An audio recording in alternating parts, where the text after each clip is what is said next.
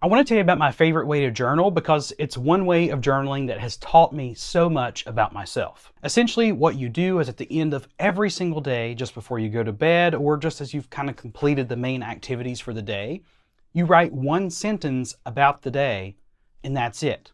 Now, what I choose to do is to write one positive sentence about the day. So something that I can highlight, something that was really good, something that made me happy. And the reason that I do that is because I'm shifting my brain to focus on the positive aspects of my life. It's very easy to fall in negative traps in life and see things from a negative perspective. So by training your brain to think more positive, then you are going to start to encompass more of that into your life. So because I have done this technique and have done it for quite a while now, what I found is there was more consistent positive things happening in my life than negative. And you might be thinking, well, Chad, you just said you're only writing about the positive things and not the negative things, so of course it's all going to be positive. Well, that's not entirely true, because when I started thinking more about the positive things in life, the negative things didn't become so important or so bad. In fact, a lot of times the negative things that I was writing down or thinking about was somebody cut me off in traffic, or maybe I stubbed my toe. Little things that happened in a moment, but then were immediately over and didn't affect me anymore. But I used to be in that mindset that life was pretty blah, it was pretty bland, and it just wasn't that good most of the time.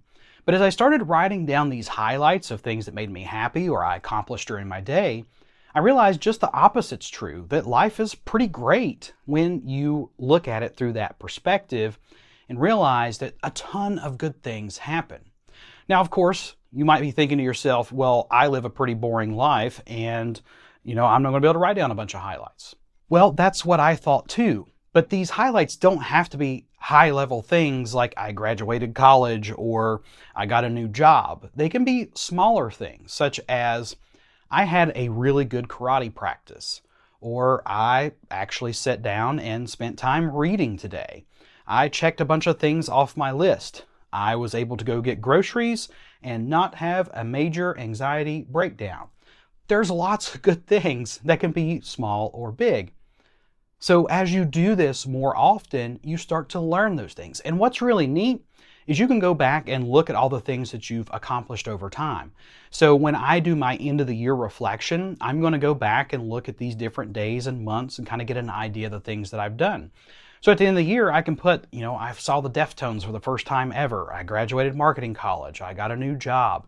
More of the high level things will go into that year-end report, but I wouldn't know about all those things if I wasn't keeping track of them in some way, shape, or form. Another thing that I found was that when I first started this, it was kind of fun, but now it's very interesting because I get excited about the end of the day when I start thinking about all the things I've done for the day. What can I fit in that one little sentence? Sometimes it's just one thing, but sometimes there's 3 or 4 or 5 things, and I find out that a ton of great things happen during the day, and it's hard to determine how to make them fit or what's going to fit, or do I make an extra line? Do I kind of cheat a little bit? Do I bend the rules? Whereas when I first started doing this project, I didn't have that problem. It was kind of like, what did I put down today? Lily and I took a walk or whatever.